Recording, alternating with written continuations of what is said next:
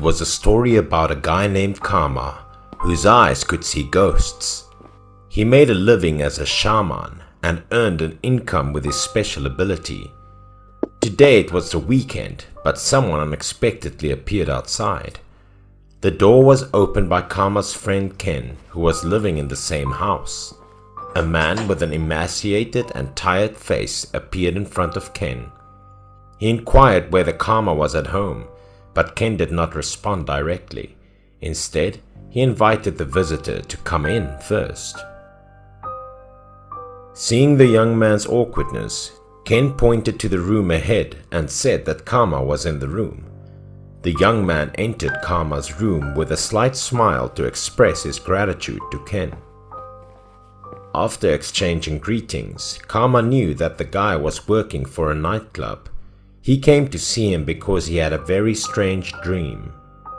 Due to time constraints, the young man went straight to the point and told Karma about his dream. In his dreams, he always saw a woman crying bitterly in the corner of the room. He felt sorry for the girl and planned to visit her to console her and ask her questions. But as he got closer, the woman became agitated and would come over to strangle him. The girl's expression frightened him even more. A white face with no eyes. Flesh that has rotted and peeled into patches as if it was decomposing. After listening to Karma, he felt that the woman certainly had many twists and turns. To find out more information, Karma asked the guy if she said anything. The man immediately waved his hand, indicating that he knew nothing about her. Because the man didn't dare to approach when he saw the terrifying face, he couldn't dare to ask her anything. At the time, the man came to meet Karma solely to request that he take care of the ghost as soon as possible. He didn't get a good night's sleep as a result of the nightmare. After hearing what he had to say, Karma laughed lightly and imagined that the woman had been killed unjustly and had come to see him in his dream to ask for his assistance. After hearing what had happened, the man became concerned because he had never had the courage to approach the woman and thus would not be able to assist her in resolving any injustice. Finally, Karma stood up and agreed to assist the man. Only he had the ability to communicate with the girl in the situation. The two of them immediately went out. When they were walking across the living room, Karma had the sudden desire to ask Ken to solve the problem. Ken had always been fascinated by ghosts, so when Karma asked him, he had no reason to refuse. The three of them quickly arrived at the man's bar. The bar was on the 4th floor of the building with a nightclub beneath it. Previously, the building was a hotel with a nightclub beneath it. Later, for the sake of convenience, some rooms on the 4th floor were converted into rooms for staff. After opening the door, Karma went around to assess the situation inside the room. With his special abilities, he could sense that the room was haunted. He immediately squatted in the middle of the room and scribbled some strange characters on the floor with a pen. After finishing the letters, Karma reached into his pocket and pulled out a bag of red liquid, a pair of chopsticks, and a candle. These were all tools he had learned to use in order to perform mystical rituals. When the man brought the requested bowl, Karma immediately took the bag containing the red liquid and poured it into the bowl, which he placed in the center of the pre-written letters. Then he folded the two chopsticks into a cross and placed them on top of the bowl before placing the candle on the chopsticks. As he prepared to finish the seance ritual, Karma stood up and smiled wickedly at the two confused people behind him, informing them that the woman would appear. When Karma said this, the other men's heartbeats quickened in fear. Ken, on the other hand, had complete faith in Karma, knowing that no matter how terrifying a woman's ghost was, he could handle it. The owner, on the other hand, was desperate to get rid of the girl, so even though the situation was tense, he gritted his teeth and persevered. When Karma shut all the doors and turned off the lights, the atmosphere in the room became quiet. and gloomy. There was only one candle left lit in the room at the time. The light from the candle illuminated the room slightly. At the time, Karma took out a cloth puppet and tied a rope around its head. One of his hands grasped the other end of the rope, which was holding a puppet to the candle's head. The puppet's shadow was reflected on the wall by candlelight. It began as the shadow of a puppet, but after a few minutes, the shadow grew larger and moved to form an adult on its own. Ken, who witnessed the scene, was too terrified to say anything.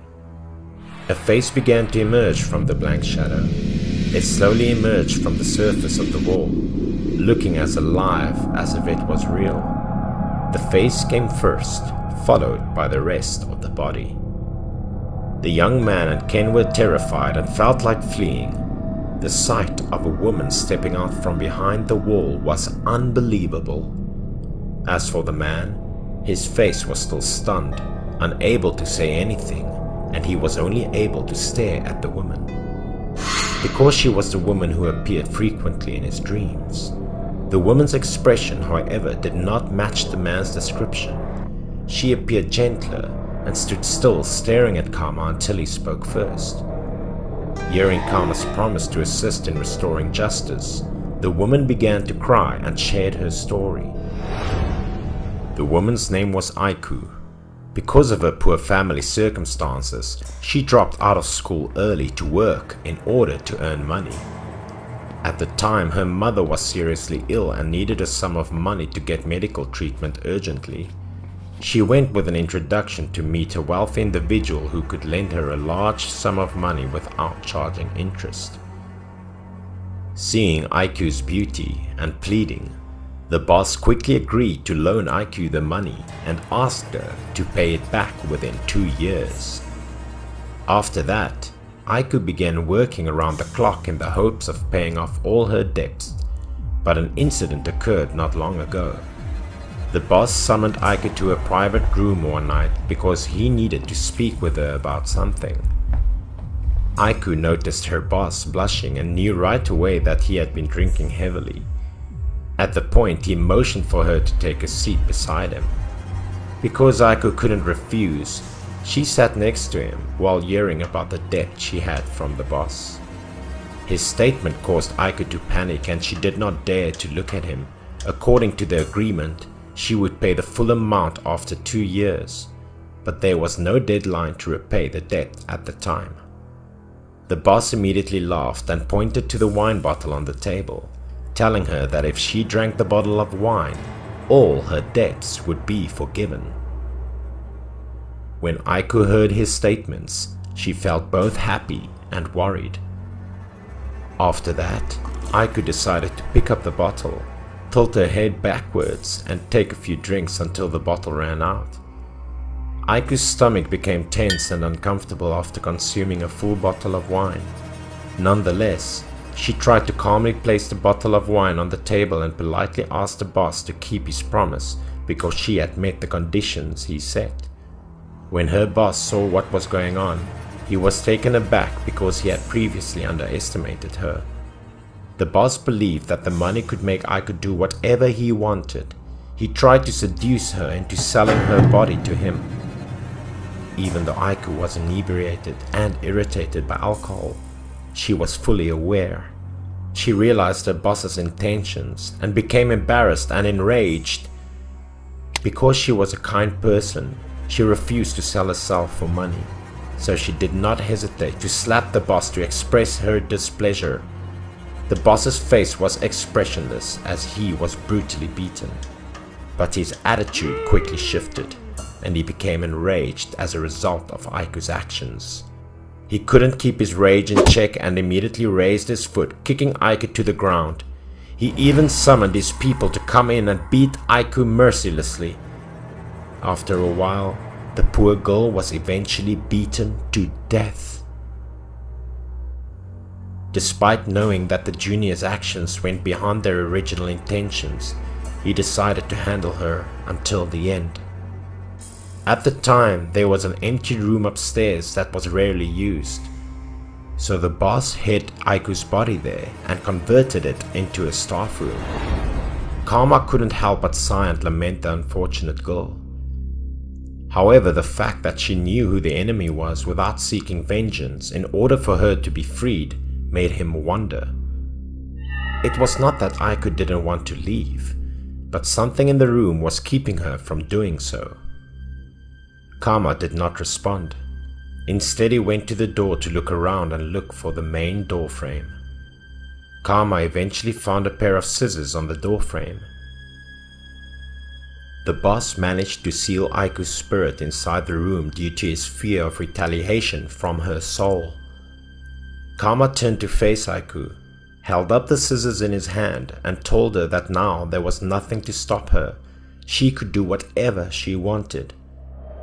When Aiku finished listening, Aiku smiled contently. The ghost of Aiku slowly exited the room and vanished. In the next day, the young man rushed to inform Karma of the shocking news. The boss had a freak accident and went insane after being avenged by a so-called ghost girl. It was exactly what he deserved in retaliation for his crimes.